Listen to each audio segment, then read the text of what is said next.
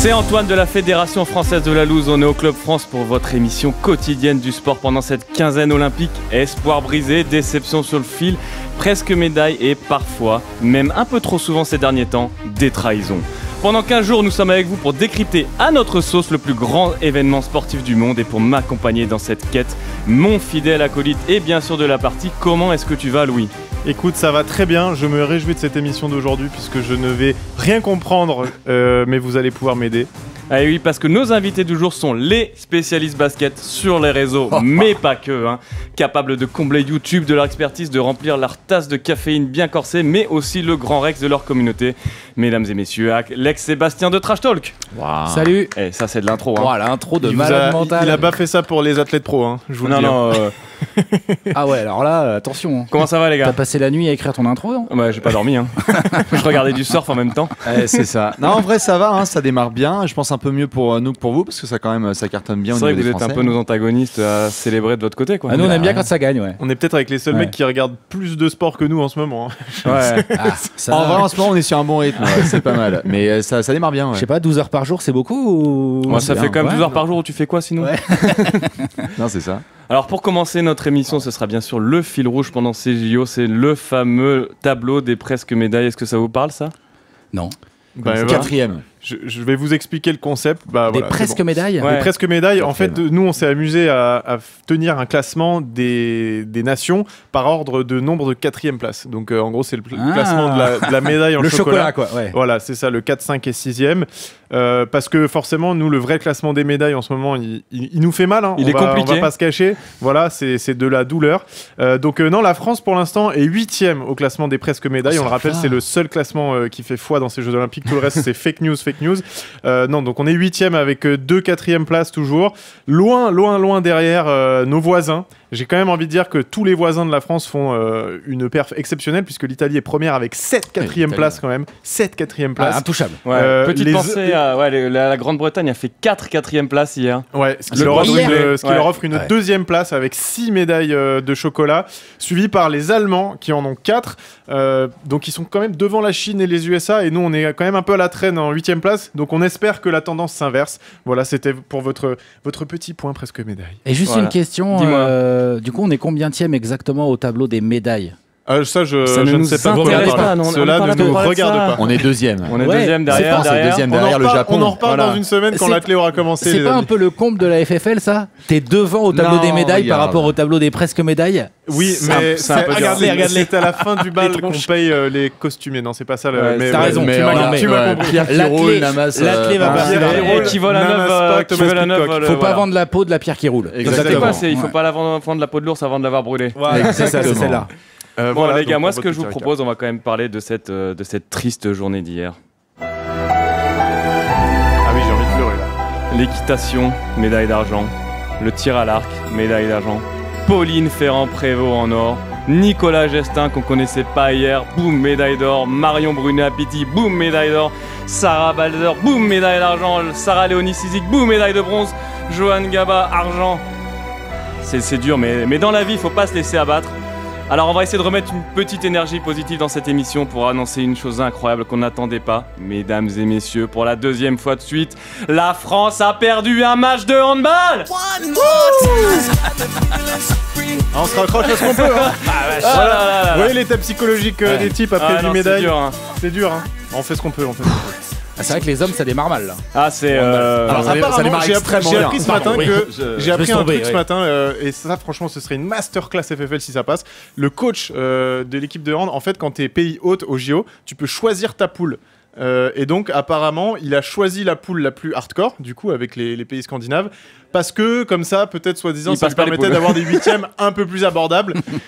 Petit détail quand même, il faut se qualifier pour que cette technique serve à quelque chose. Attends, hier, parce qu'en effet, c'est une journée qui est assez démoralisante pour vous, mais c'était en cross-country ou en VTT qu'il y a un Français qui était à un moment premier parce qu'il y a un problème de pneus qui devait être changé. C'est un Britannique là qui est. Chez Tom Pitcock qui t'a mis un vent.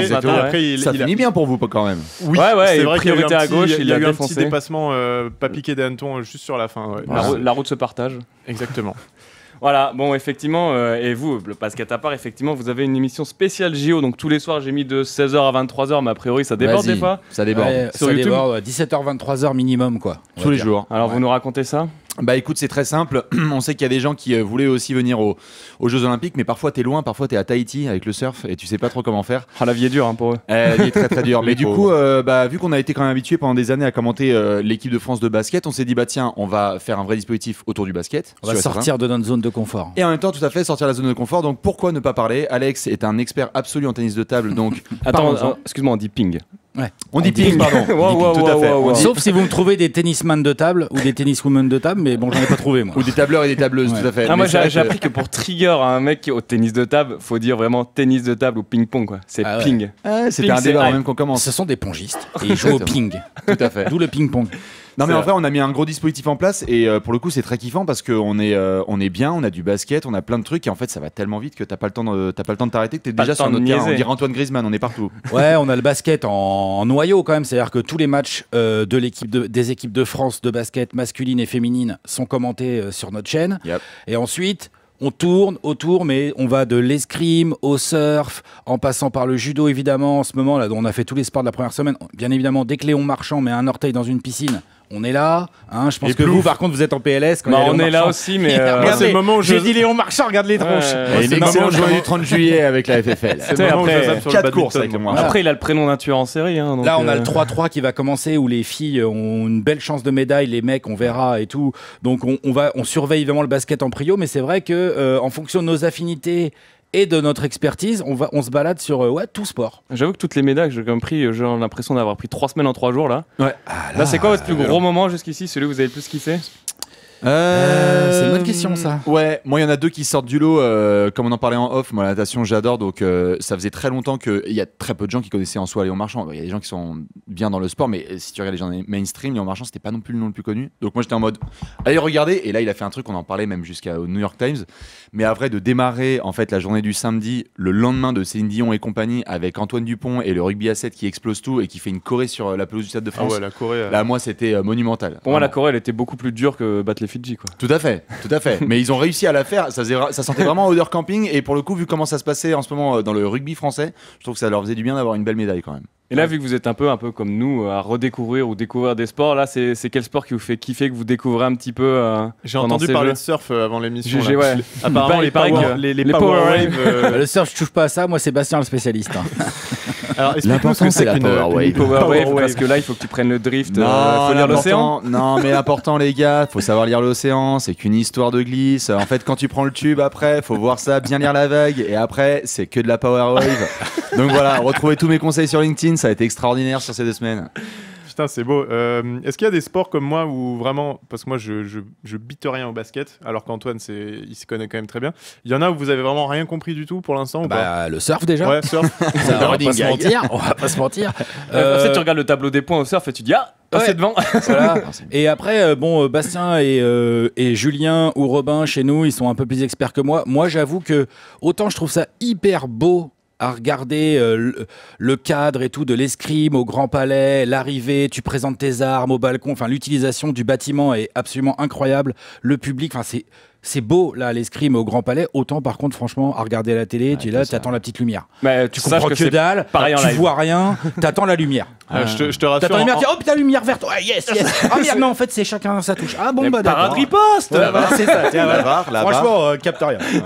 Non, mais c'est beau, c'est beau. Non, mais on y était hier et c'est vraiment ça en fait. C'est magnifique. En fait, c'est ce que je disais à Antoine, parce qu'on était justement au Grand Palais pour voir Enzo Lefort hier. En fait, quand tu regardes l'escrime, il faut pas que tu regardes juste les 2 athlètes, faut que tu aies la vision plan large, parce que si t'as pas les lumières dans le truc, c'est mort. Je suis d'accord. T'es à contre-temps pendant toute la session, donc c'est vrai que c'est comme la circulation. En fait, tu regardes les feux et c'est vert, tu cries.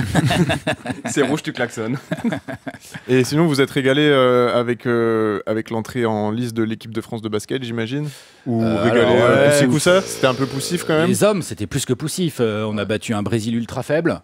Écoute, là, ils rejouent tout à l'heure cet après-midi, donc on verra ce que ça donne contre les Japonais. À 17h15. Franchement. Parce que la prépa était pas. Tu prends la gagne. La prépa était dégueulasse.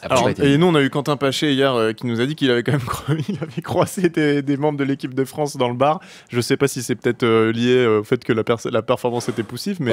Des Français, en fait, c'était même pas la cérémonie d'ouverture, les joueurs de l'équipe de France basket. Parce qu'ils jouaient le lendemain. Ils jouaient le lendemain, donc Boris Dio, notamment, les gens du basket français avaient dit non, nous on est sérieux, tu sais quoi, on va rester à Lille, pas de souci. Et en fait, c'est vrai que leur premier match, il a été un peu poussif. Ils ont fait un match sérieux, mais c'est limite plus inquiétant parce qu'en fait, en faisant un match sérieux, tu galères à battre un Brésil qui, moi, m'a semblé assez faible. C'est ça. Et en fait, pour celles et ceux qui regardent pas forcément le basket, c'est vrai que dans un sport où tu es censé mettre donc le ballon orange dans le panier, ça c'est bien, c'est bien pour parler on n'est pas hyper fort. C'est pas très fort. Pas notre point fort. Cette équipe de France, donc à suivre, mais l'attaque de l'équipe de France, ça peut devenir une véritable chronique quotidienne pour vous dans le basket. D'accord. Et par contre, j'imagine que vous êtes régalé devant Team USA. Et Kevin Durant qui a mis tous les angles possibles. En fait, Kevin Durant fait ce qu'on est censé faire au basket, c'est-à-dire marquer des points. Mais lui, il le fait de façon quand même un petit peu insolente, non ? J'ai l'impression. Là, clairement, ils sont arrivés, ils ont mis un message assez sérieux à la compétition. C'est-à-dire que tout le monde disait oui, ils sont là, ils sont entre les palaces, ils louent des apparts de ouf dans Paris. C'est vrai qu'ils avaient un peu galéré contre le Soudan du Sud. Ils sont entre Lille et Paris, ils en ont rien à foutre, ils ont galéré en prépa. Les mecs jouent les Serbes. Je rappelle que les Serbes, c'est une des meilleures nations du monde au basketball. Avec le meilleur joueur. Et ils leur mettent un plus 20. Mais ils ont dit bonjour, ceci est notre tournoi. LeBron James, 40 ans, parce qu'on parle beaucoup de Kevin Durant qui a mis tous ses tirs, mais LeBron James a quasiment 40 ans, fait un premier match de compétition. T'as l'impression qu'il a jamais rien gagné de sa vie, qu'il a une dalle de fou. C'est très impressionnant. Comme tu disais, Louis, là, c'est vraiment de voir LeBron dire Villeneuve d'Ascq, This is my house. Là, vraiment, ça, c'est un truc que j'aurais jamais cru voir de ma vie, mais c'était Pierre Mauroy, This is home. C'est clair. Pierre Mauroy, Sweet Home Pierre Mauroy avec Sweet Home Pierre Mauroy, exactement. C'est vraiment ça. Et le basket 3-3, parce que c'est finalement le sport qu'on va peut-être plus découvrir au JO, qui est moins populaire évidemment que le basket 5-5. Quelles sont nos chances ? Les filles emmenées par Laetitia Guapo, si elles n'ont pas de médaille, c'est une déception. Ok. Les garçons, ils sortent du TQO, s'ils ont une médaille, c'est une grosse surprise. Ouais. Donc on va surveiller tout ça. Après, c'est très spectaculaire. Je vous suggère vraiment de regarder. T'en as pour 20. C'est fou, c'est en mode panier de basket dans la cour de la récré. On se tabasse dessus, quoi. Demi-terrain, tu dois ressortir. Pas d'arbitrage. S'il y a du sang, il y a faute. Sinon, ça joue. C'est bien ça. C'est un peu le rugby à 7 du basket. C'est un peu ça. T'en as pour 20 minutes. T'en as pour 20 minutes, c'est cool, c'est très actif, c'est très cardio, tu vois, comme discipline. Tu fais que des tout petits déplacements de 5-6 mètres et tout. T'as 4 joueurs ou 4 joueuses qui se succèdent sur le terrain. T'as un remplaçant, quoi. Donc t'es toujours 3 sur le terrain. C'est complètement différent du basket traditionnel. T'as moins de très très grands et t'as moins de tout petits. T'as plus des gens qui savent un peu tout faire. T'as pas un Wembanyama qui. Est-ce que Wembanyama il viendra en 2026 Je le prends dans l'équipe. Poignet pour mettre un panier. Je le prends dans l'équipe. Ouais, non, ça va être compliqué, mais c'est vrai que éditorialement, du coup, pour vous, peut-être un peu plus se focus sur les mecs que sur les nanas, parce que les filles ont de vraies chances réelles de médailles, alors que les mecs, ça va être compliqué. Mais en 5-5 aussi, elles ont des chances. Ouais, tout à fait. Et elles, par contre, on parlait des garçons, elles ont vachement bien démarré. Elles ont déchiré le Canada. Ah ouais. Canada, équipe un peu plus jeune, un peu moins expérimentée. Premier quart-temps un peu raté des Bleus. Et puis Marine Johannes. Et ouais, Marine Johannes, elle a fait un match vraiment en demi-teinte là sur le premier match. Pour les baskettiques, c'est un peu genre la Antoine Dupont. C'est un peu la Antoine Dupont, la Stephen Curry avec l'équipe de France. Mais là, elle avait meilleure avec elle. Ouais, mais elle avait des grands Didier autour d'elle. Là, ça a cartonné. Franchement, autour de Marine, c'était carré. Ça a très bien défendu. On a une grosse défense côté des filles au basket. Ouais. Très bien. Bon, allez, assez parlé des sportifs de haut niveau. Maintenant, on va quand même se focus sur vous et même sur nous, les vrais sportifs, les sportifs du canapé. Ouais. Move. Objectif 80 médailles. 80 médailles. Ouais. Pour l'instant, le pire, c'est qu'on y est. Et le pire, c'est qu'on est. Attention, on est dans la base, le titre est sarcastique parce que en mode, on n'a aucune chance d'y arriver. Quand ils vont arriver dimanche. Et là, on commence un peu à suer de l'arrêt, là. Première semaine, 44 médailles. Merde, c'est quoi ce bazar ? Bon, normalement, la deuxième semaine, la tendance est jouée en notre faveur puisque il faut courir. Et ça, c'est pas notre point. On n'a plus trop de certitude après ces 3 jours-là. On va pas faire trop les fiers. Bon, on va parler de vous un petit peu. Pour ceux qui ne vous connaissent pas, vous avez commencé d'un blog et vous avez fini par remplir le Grand Rex. Racontez-nous un peu votre aventure en 30 secondes, allez. Oh la vache. 2012, moi je suis sur un délire, j'ai envie de parler de basket et de transmettre ma passion. Je lance notamment Trash Talk. Très vite, je rencontre Alex, plusieurs membres évidemment aussi de l'équipe sur les internets. On ne se connaissait pas avant. Et très vite se met en place un projet sur lequel on va être média, nouvelle génération. Donc à la fois, vous connaissez très bien ça, vous le faites aussi magnifiquement sur la loose. T'es sur un site internet, des réseaux sociaux, des plateformes YouTube, des émissions sur Twitch. Et puis en plus de ça, on se disait pourquoi pas faire des bouquins, pourquoi pas faire des événements. Donc en fait, c'est un espèce d'ovni sur le basket où on suit nos kiffs, nos passions, on en parle ensemble et puis si ça nous fait marrer, on le fait quoi. Voilà, et puis petit à petit, ça a grossi. Aujourd'hui, vous êtes incontournable de toute façon pour un fan de basket en France, et j'ai même envie de dire pour les basketix comme moi qui n'y connaissent rien du tout, vous êtes une bonne porte d'entrée aussi. Nous, on aime les basketix. On les aime. En fait, non mais vraiment, je veux dire, de manière sincère. Ouais. On a tous été un basketix un jour. J'ai toujours senti cette. On l'est tous un peu. Mais exactement, t'es le basketix de quelqu'un. T'es forcément le basketix de quelqu'un. Toi, Louis, t'es le basketix de Alors t'es le basketix de la régie, mais pour le coup, c'est vrai qu'on aime bien en fait rappeler aussi aux gens que même si voilà, ça fait plus de 10 ans qu'on est sur le terrain. On peut continuer juste à rappeler que on est des gars passionnés qui sont qui kiffent le basket et en fait c'est juste qu'on est sur un canapé, on parle ensemble, il y a beaucoup de travail certes, mais on va pas commencer à dire qu'on est des gens au-dessus de la mêlée ou quoi que ce soit, juste on kiffe parler ensemble de basket. Ouais, c'est pas le sujet, c'est plus de le côté trash talk, humour, chambrage qui est très répandu dans le basket, et après on aime bien et dans l'équipe on est tous un peu sur la même longueur d'onde là-dessus, quel que soit le support, qu'il soit écrit, vidéo, bouquin, soirée, ce que tu veux, événementiel et compagnie, à racontage d'histoire. Ouais. Ça, c'est bien, c'est important. À titre perso, je sais que Bastien y kiffe, moi aussi. Le côté genre, ok, tel joueur, tu connais pas tel joueur? Ok, attends, juste donne-moi 5 minutes. Tu vas voir, c'est un truc de fou. Tu connais pas Cristiano Felicio? Allez. Voilà, mais bien sûr, exactement. C'est qui du coup? Cristiano Felicio, en fait, c'est le pivot du Brésil. Alors, laisse-moi te raconter Cristiano Felicio. C'est un pivot du Brésil. Ça dure pas 5 minutes, par contre. Ça dure plutôt 5 secondes. Qui a joué chez Chicago Bulls, donc qui a eu un beau contrat. Et qui a eu un très beau contrat chez les Bulls. Et donc, c'est un de ces. Je sais pas quelle peut être la comparaison dans le foot, mais c'est vraiment un joueur random totalement qui est venu faire une pige chez les Bulls et qui a pris un gros contrat. Il est plus en NBA. Ah, c'est genre Faubert au Real un peu? Ouais, encore Faubert avait un peu. Il y a de ça, j'aime bien Faubert au Real. Chercher un grand mauvais, tu vois, j'avais oublié que Faubert était passé au Real. Je pense que Fauberinho, tu vois, juste un peu plus un peu à la brésilienne. Un mec comme Mahazou, je sais pas si ça parle, mais qui avait été un attaquant et absolument pas adroit. Non, c'est quel sport? Tu parles du foot. T'es en tir à l'arc là? T'es au tir à l'arc. Vous êtes dans le foot. Ah, dans le foot, je vais poser mon casque. Tu parles pas du tout foot? Non, pas du tout. Aujourd'hui, vous êtes combien à Trash Talk quand même? On est une bonne douzaine. Ouais, on est une douzaine. On est une bonne douzaine dans le groupe Trash Talk. Donc il y a de tout, comme disait Alex. Il y a de l'écrit, il y a de la vidéo, il y a TikTok évidemment, il y a Léonce à la prod avec nous, il y a plein de trucs même techniques. On aime bien faire des jeux et tout sur les internets. Donc non, c'est une belle dream team. Et ça a été quoi un peu le game changer, le moment où t'es passé peut-être de fans qui essaient de faire leur truc, où t'es passé pro et t'as vu que ça a changé, t'as commencé à checker Tony Parker. En fait, je pense qu'il y a plus. La vidéo a beaucoup joué. Ouais. Je pense qu'il y a un truc notamment qui nous avait marqué, c'est que vous connaissez bien ça, quand tu passes du digital au réel, c'était le livre jaune. Le premier livre aussi. Le premier livre, parce qu'en fait on a fait une tournée de dédicaces après, en pleine année de Gilets jaunes. On a fait une tournée dédicace. Ça c'est le deuxième livre. C'est le deuxième. Le premier livre, il n'y avait pas encore. Si, Gilets jaunes. Il y avait les Gilets jaunes. Pas les bonnets rouges pour moi. Gilets jaunes de Covid. On demande c'est vrai que c'était la saison 2018-2019, vous voyez. Et là on a fait plein de Fnac et en fait on a vu qu'il y avait genre 300 personnes à chaque fois en séance de dédicace. Et là moi j'avoue que j'ai pris un peu halluciné. On se faisait en fait, c'est like derrière les réseaux, c'est des vrais fans de basket. Il y a des vrais gens. En plus, vous, il y a un truc qui est quand même fort, c'est que à la base, la NBA, c'est un peu le sport des nerds. Non, mais quand tu suis ça, finalement, t'es toujours un peu tout seul dans ton délire parce que tout se passe la nuit. Et vous avez un peu genre dit coucou. C'est ce que tu fais avec la NHL, Louis. Moi, en tant que fan de hockey et de NHL, vu qu'on est 12 dans la communauté française, en fait, je vis ça exactement maintenant. Et s'il y avait deux mecs qui parlaient de hockey comme vous le faites en basket, mais genre, je serais comme un ouf. Donc, en fait, c'est d'une logique implacable que ça. Après, la différence, c'est que le basketball, c'est quand même un assez gros sport en France. À la base, la NBA, c'est un truc de nerd, mais t'as une vraie culture basketball. C'est le sport avec le plus de licenciés en femmes en sport co. Bon, ça se fait rattraper petit à petit par le foot féminin, mais c'est pas encore le cas. T'as quand même eu des types comme Tony Parker. Maintenant, on a Victor Wembanyama qui vont promouvoir le basket chez les jeunes français qui vont avoir envie de faire du basket pour ressembler à Victor Wembanyama. On leur souhaite, mais c'est pas donné à tout le monde. Va falloir manger de la soupe. Mais tu vois, donc on a cet avantage-là, là où le hockey, à mon avis, est quand même moins répandu. Oui, moi, je viens d'une ville où il y a un gros club de hockey sur glace. C'est donc Angers, les Ducs d'Angers, mes gars. Oui. Attention, les gars. C'est vrai. Mais regarde au final, c'est ça. C'est je trouve ça moins télégénique, plus difficile à regarder. Le palais, tu le vois pas toujours. Il faut regarder nous, au l'écran. Basketball, on a cette chance, on a un sport ultra télégénique. C'est vrai. Non, mais c'est vrai que le basket à 50 a compris les règles en fait. C'est beau. Non, j'avoue. Ok, et les gars, on va faire une petite transition. Là, on va parler sur les questions de la loose, les pires. On a la question de notre invité d'hier, Quentin Paché, un cycliste pour vous. D'accord. Il faut leur poser une petite question sur la plus belle loose en NBA, un truc comme ça. c'est quoi la plus belle lose en NBA, celle qui vous a... Ça me paraît évident, non? Je sais pas. Les Warriors, non? Ouais, voilà. Warriors 2016. Vas-y, Bastien, raconte. Warriors 2016, quand même, c'est devenu une expression. Hier, on faisait du tennis de table. Dès que tu mènes 3-1, désormais, c'est terminé. En gros, lorsque vous êtes en finale et même en play-off au basket, pour remporter une série de play-off, il faut être la première équipe à avoir remporté 4 matchs.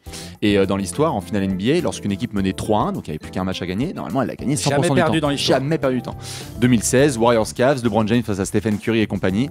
Les Warriors cruise control, ils mènent 3-1, tout va bien. Et puis en fait, après, ça va être la dégringolade. Ils viennent de faire une saison historique à 73 victoires. Ils ont battu le record des Bulls de Michael Jordan. Ils arrivent en finale NBA. Ils mènent 3-1. Stephen Curry est le MVP unanime. C'est n'importe quoi. Il défonce Vine à l'époque. Et c'est vrai que. Ok, Jérôme Jarre. Et c'est vrai que derrière, ils vont faire vraiment un gros calvaire. Par contre, là, on parle de NBA.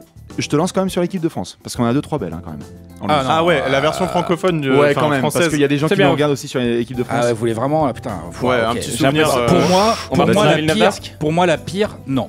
C'est pas Villeneuve d'Ascq. Non. La pire défaite de l'équipe de France. La pire, c'est 2005 en demi-finale de l'Euro. On mène de 5. Il reste pas beaucoup de secondes. Il y a des erreurs, on donne des lancers aux Grecs, donc on est face aux Grecs en demi-finale de l'Euro. On a une très belle équipe, hein. Il y a Boris, il y a Tony Parker, il y a encore Antoine Rigaudot qui rate 2 lancers. Je sais. Antoine Rigaudot rate 2 lancers, c'est n'importe quoi. Et il y a une mauvaise remise en jeu, il y a une perte de balle, on est encore à +2. C'est Boris qui fait un peu... Boris qui fait n'importe quoi. Salut Boris, si tu nous écoutes. Merci Boris. Fais attention. Je pense qu'il le sait. Pourtant c'est un pur passeur, mais là voilà. Et un joueur qui s'appelle Dimitris Diamantidis, honnêtement, tu crois que t'as gagné, ça revient du passé, il y a une erreur, tu la payes cash tout de suite, t'es à +2, t'es à -1, le match est fini. C'est l'enfer ce genre de défaite. Le basketball pour ça est très cruel, c'est-à-dire que comme c'est un sport de run, ce qu'on appelle, c'est-à-dire une équipe qui va mettre plusieurs points de suite en faisant une bonne défense et remarquer et tout, il y a des situations, et il y en a plein dans l'histoire du basket français ou de la NBA, où t'as l'impression qu'une équipe là, à 7 points, il reste 44 secondes, tu dis attends c'est bon et tout, en fait non. Ça bouge très très vite. Et donc il y a et là c'était une dinguerie dans le mauvais sens parce que tu crois vraiment que t'es en finale de l'Euro avec ta nouvelle génération, tu sais le Rigaudot qui croise Tony Parker, Boris Dio, c'est génial quoi. Et non. Et là, en fait, tu rentres à la maison. En plus, c'est un Euro assez mauvais pour l'équipe de France où ils sortent de nulle part un petit peu. Et puis là, il y a une hype. Et... On était en transition de génération, on n'avait pas d'objectif. Là, il y a une hype qui se met en place. Le pire, c'est que quand tu commences à espérer, il n'y a rien de pire que l'espoir. Moi, j'avais une question en tant que basketix. Je pense que je représente tous les auditeurs qui n'y connaissent rien en basket. Tu veux te mettre au basket on va voir, justement, j'aimerais leur poser des questions pour bien m'initier. Si je suis assoiffé de lose et de défaite, c'est quelle franchise qu'il faut que je suive en NBA? C'est le facile. Demande à ton voisin. Je pense que moi j'ai ma réponse. Vas-y Bastien, mais je pense qu'on est d'accord. Et quel joueur dépend. Là en ce moment les Bulls c'est très très bien. Ah oui, mais les Bulls ils ont un passé où ils ont gagné. Non, vraiment, moi je veux la franchise. Je veux la franchise Saint-Etienne, tu vois. Je veux la franchise qui pue la loose. Washington mon gars, vas-y let's go. Ou les Clippers, mais les Clippers. Moi je dis les Clippers. Les Clippers c'est vraiment la référence de. On y croit les gars. Et en fait ça va. Washington ça pue la merde. Mais ils ont eu un titre. Ouais, mais ils ont des Français maintenant. Ils ont eu un titre. Non, mais vraiment, moi, il n'y a pas de titre. Si je veux juste de la défaite, je veux pas qu'on puisse me challenger en mode oui, mais moi, mon passé. Mais là, en ce moment. Washington, t'es safe. Ouais. Ok. Washington, t'es ultra Washington, safe. t'en as pour 30 à 40 ans là encore. Et si t'as envie de souffrir, et si t'as envie de souffrir en mode de l'espoir et pas de victoire, les Clippers. Les Clippers, c'est bien. Et si tu aimes le ventre mou, pas mal, gloire, ventre mou, les Bulls. Ah, les Bulls, de toute façon, je fais partie de la génération, j'ai supporté les Bulls et je souffre depuis le départ. Tiens, il y a une star, et si elle se faisait ligament croisé. Tu vois, c'est ce genre de ratio. Tiens, si je te laissais sur le terrain alors que tu mènes de 20 points. Donc tiens, on a déjà 2 arrières ailiers shooters qui monopolisent la balle. Si on en mettait un troisième. La construction intelligente. Sûr de pas bien jouer. Ouais, tout à fait. Ouais, c'est comme c'est pas si t'avais genre. Mais avec une super mascotte, donc du coup, c'est pas mal. Mascotte de ouf. C'est un peu genre, je sais pas, j'ai Neymar et Mbappé. Ah oui, si je mettais Messi. Benny the Bull. Benny the Bull. Il avait une pancarte à la Philippe. J'ai une rêve. C'est bon. Il a la rêve des mascottes. Ok. On est bon. Ah bah moi tu vois c'est baskettique. Je t'ai pas menti sur la marchandise. J'avais aussi une question puisqu'on fait parfois des choses qui ressemblent un peu à ce que vous faites dans votre travail. Vous c'est quoi votre pire lose en tant que média basket, créateur de contenu basket à titre pro dans la vie de Trash Talk? C'est un moment où une lose qui a rien à voir avec le basket. Non votre lose à vous. Non, ça peut être une boulette dans un live, ça peut être votre lose Trash Talk. C'est quoi une question ça tiens. Qu'est-ce qu'on a Les mecs n'ont connu que le succès depuis. On foire des trucs, non Je rigole. Moi. Non, mais c'est pas facile ça. Sur les réseaux sociaux, après, il y a 2-3 trucs comme ça. Ouais. Je sais pas, nous, tu vois, une fois, on s'est fait pirater notre compte Twitter et il y avait des chibres qui étaient publiés. Enfin, tu vois, ce genre de truc. C'était Antoine, il t'a jamais dit c'était toi. Non, mauvais compte. Tu caches bien ton jeu. Hein. C'est Antoine s'était planté avec son burner. Non, en vrai, on a vécu évidemment des situations parfois de je sais pas, t'uploades une vidéo sur YouTube et en fait, au moment où tu veux la publier, ça y est, elle est effacée, t'es comme un connard. Ça peut arriver de des situations ça, c'est pas rien de fou, horrible, quoi. C'est pas horriblissime. Moi, après, j'ai. T'as pas genre une fois rencontré. C'est Twitter, j'ai déjà envoyé des dingueries ou sur lesquelles je me suis dit vraiment genre supprime maintenant parce que sinon, c'est le genre de truc qu'on peut te ressortir dans 10 ans, tu vois. Au tout début, quand on faisait des lives, mais audio seulement, on avait une autre plateforme que YouTube, SportDub. On avait dû annuler un live une fois à la dernière minute parce qu'on n'avait pas internet chez toi, Bastien. Ouais, ça c'est beau. Ça c'est beau. Ça c'est ça. Ouais, ça c'est alors, est-ce qu'on a fait la liste des choses qu'il faut avoir? À l'époque, internet. On n'avait pas. Dieu merci, on n'avait pas une si grosse communauté que ça à l'époque, donc il y avait pas non plus 15 000 personnes qui étaient là en train d'attendre notre live, tu vois. Mais il y avait quand même du monde et c'était quand même bien chum. Pas d'internet, pas de live. Voilà, bienvenue. C'est une astuce. La technologie. Ou sinon, essayer de traiter des histoires parfois qui sortent genre large du basket quand t'as envie de savoir comment faire lorsque t'as des joueurs de NBA qui prennent des selfies devant le mémorial de la Shoah. Voilà, ce genre de situation.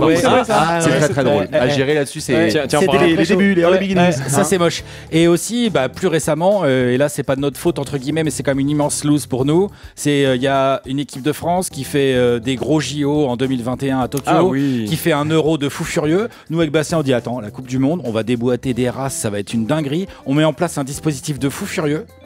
On se pointe le premier jour, on prend 30 par le Canada. Eux ils sont là. Le deuxième match. Capitaine de la Lettonie.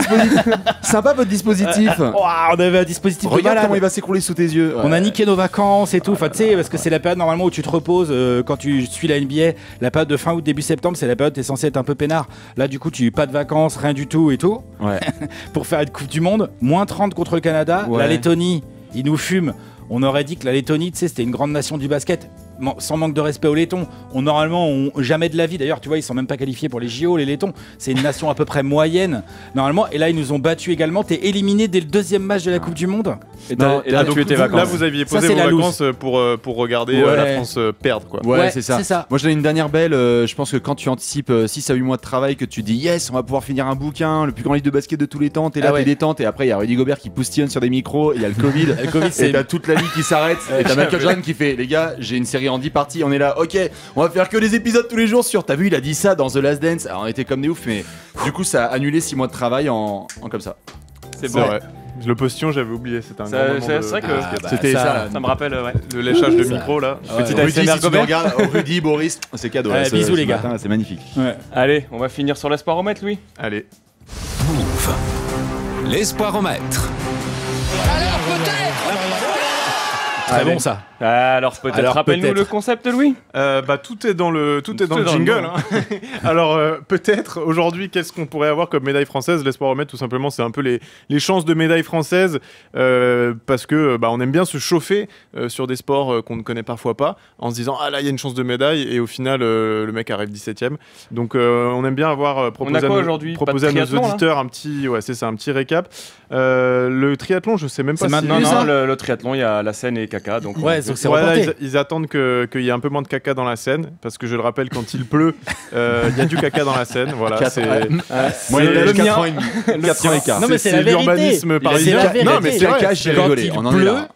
Parce qu'il y a un petit souci de tuyauterie dans Paris. On a tout réussi dans ces JO, sauf la pluie qui est tombée au début du donc. Bon, il y a quand même Clarisse, malheureusement là. Oui, il y a aussi Clarisse. Le danger du jour. Ouais, c'est ça. Clarisse Agbenienou, c'est vraiment notre Agbenienou. C'est la potentielle ultra favorite qui peut nous faire encore très mal aujourd'hui avec une médaille. On aura aussi de l'épée par équipe féminin. Donc là, c'est normalement l'Italie qui devrait s'imposer, mais avec ce qui se passe en ce moment dans les épées, dans l'escrime français, on se dit que tout est possible. Et on aura aussi Sébastien Guerrero. Alors là, c'est du tir. C'est le ball trap. Voilà. Donc vous faites pas de ball trap. Tu lances un frisbee, faut tirer dessus. Et bon, là normalement, on ne devrait pas avoir de médaille, mais Sait-on jamais. Après, il y aura peut-être des trucs qu'on n'avait pas du tout prévus. Léon Marchand. Si tu veux, j'en ai une. Ouais, tout à fait. Léon Marchand, j'en ai une. Oui, non, mais là, on parle des potentielles désillusions. Les beach volleyeurs masculins se sont inclinés ce matin, donc pour vous, c'est t'es chou. Ça nous fait plaisir parce que infos là. Effectivement, on arrive sur la fin de l'émission et ça nous réchauffe un petit peu le cœur. Oui, merci. On finit avec parce que là, je sais que dans quelques minutes, il y a Léon Marchand qui va aller mettre son nez dans la piscine. Qui vient dans le move d'ailleurs, Léon Marchand. Qui vient. Il arrive en agent. Qui vient, tout à fait. Demain. Piscine du Club France. Nous allons fermer la porte du studio. Bon les gars, on arrive à la fin de cette émission. Merci à tous de vous avoir écoutés. Merci Bastien et Alex d'être passés. Merci à Gaël en régie, à Juliette et Charlie qui nous aident à préparer cette émission. Merci. Demain, même heure, même fréquence avec Julien Liseroux, spécialiste slalom. Et du salto.